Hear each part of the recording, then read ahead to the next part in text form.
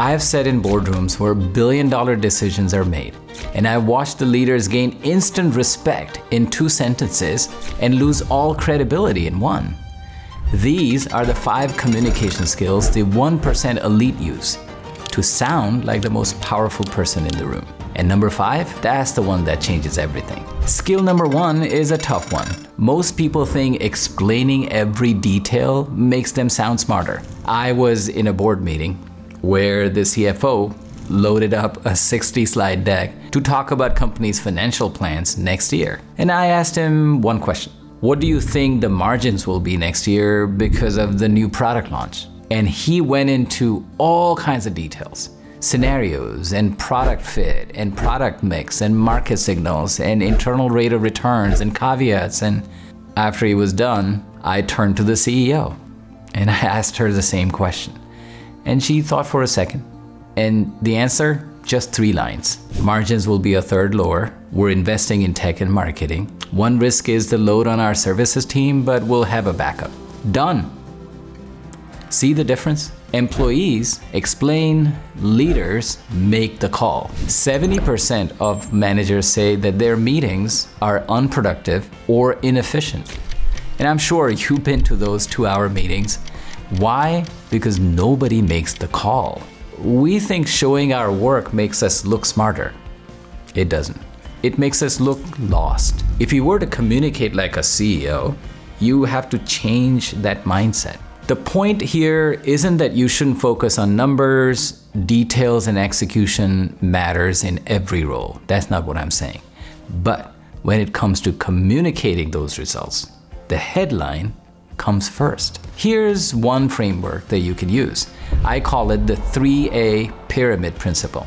Answer first, state your conclusion upfront. Arguments second, back it up with 2 or 3 reasons. Now categorize, summarize, keep it very short, keep it very tight, and add-ons last. Provide all the relevant details and data, but only when you're asked. If you're tempted to over-explain, think of your answer as a tweet. Keep it very short, 280 characters max. After the 3 A's, stop and just let silence do the work. If the room wants more, they will ask. Number 2, most people do this all the time and it quietly kills their executive presence. The worst part, they don't even realize it. I was coaching a VP of product who was passed over by the board for a chief product officer position. He was very smart and strategic and he was confused. And so he asked me and I asked the board about how they had thought about him. The feedback I got from them was that the VP had lacked conviction in his vision. I knew the VP and I knew that he definitely had conviction. He believed in the roadmap that he was building. I told him to deliver a presentation, the same roadmap presentation that he had delivered to the board. And then he started delivering and there it was, in plain sight. He spoke in hedges. I think we should maybe try this. We might possibly consider that. His competence was drowning under a flood of filler words. Research shows that hesitant language makes an audience view you as less credible. Imagine if Martin Luther King had said, well, to be honest, I kind of have this dream. It would have never worked. His clarity gave his words the power he needed. We unfortunately live in a world where promotions go to the person who sounds like a leader, not necessarily the one who's right for the role. Without clarity and authority, your teams will hesitate about you. Investors will worry about you. And customers, well, they'll just ignore you. So here's how you grow your authority. First, invest in it. Invest time to develop it. How? Prep like a pro. Every golfer, every rock star, every politician rehearses before stepping on stage. Why shouldn't you? Second, record yourself. Count every I think, maybe, to be honest. Analyze why and when that happens. Third, do a filler detox. Pick one hedge and eliminate it just for a week, and then move on to the next one. And here's an extra step. Swap hedges for silence. Not sure what you're going to say? That's okay. Take a beat. Pause. Silence actually builds authority. Even when you're answering a question, think for 3 or 4 seconds, construct the answer, and then speak. And more importantly, it'll make you become more thoughtful. Number 3, the fastest way to lose a room isn't saying the wrong thing, it's looking like you don't even believe yourself. A long time ago, I was giving a presentation. And I was sitting on a chair and there were a lot of senior execs around me and I thought I was doing well. I thought I was pretty much on point. The presentation ended and afterwards I asked my boss for feedback. I said, how do you think I did? And he said, your ideas were very strong, but you looked nervous as hell. And I was surprised. And I said, what do you mean? And he said, well, you were nodding like a bobblehead, bouncing your leg, fidgeting with a pencil, just looking at the presentation screen versus looking at the audience. Ouch. He was right.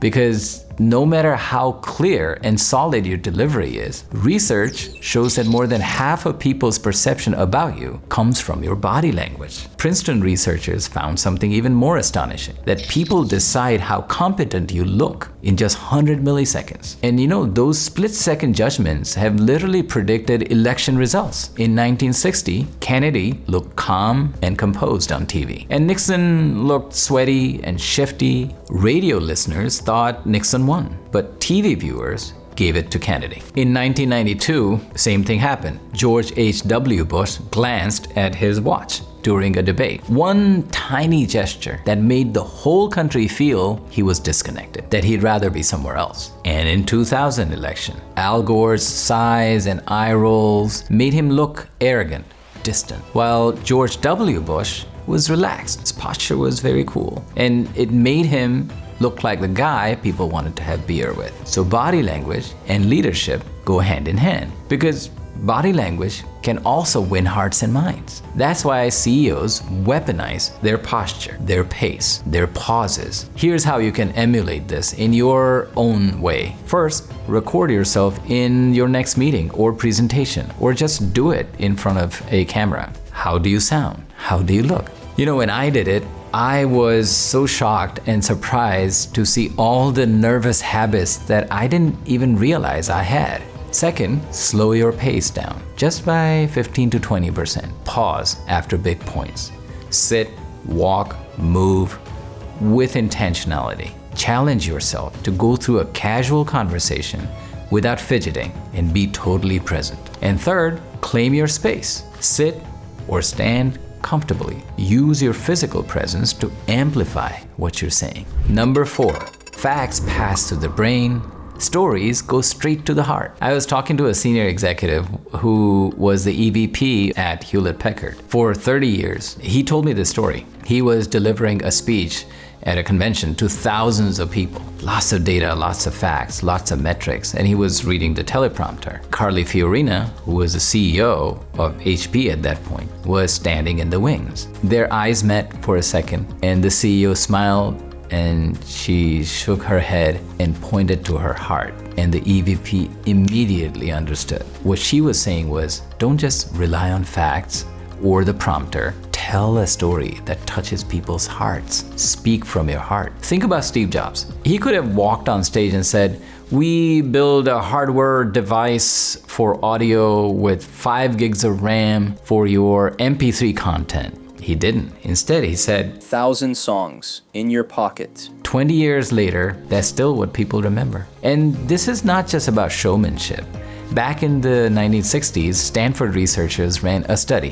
One group of students had to memorize random word lists. Another group got the same words, but wrapped in a story. The list group recalled only 13% of the words. The story group recalled 93%. Same words, different delivery. So if you rely only on facts, you risk becoming forgettable. So take these 3 steps to go from forgettable manager to unforgettable leader. First, build your 3 core stories. 1 about a struggle and 1 about a turning point. These are your repeatable storylines. Second, translate for the room. Boards want to focus on strategy, team wants execution, customers want value.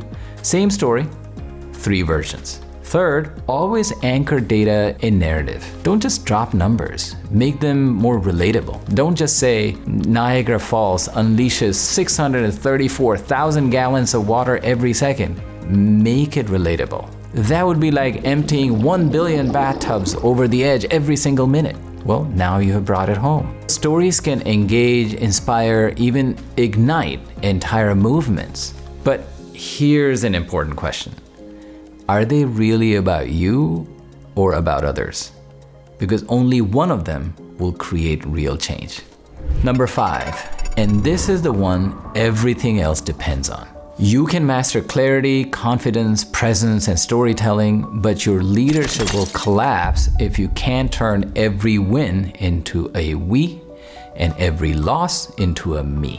I learned a tough lesson years ago in one of the most tender and wonderful moments of my career. I was leaving the company where I had served as an SVP, and I was going to another company where they had recruited me to my first C-level role. It was my last day, and I sat down with one of my VPs. I asked him, what should I do differently in my next role? And he paused for a second because no one had asked him that question. And then suddenly tears started rolling down his face, and his voice cracked a little, and he said, "You're going to be a great leader. I just wish you had invested more time in me." That just broke me because he was right. I realized that I had been showing off more than showing up. I gave him a hug and said, "I'll never forget what you've said.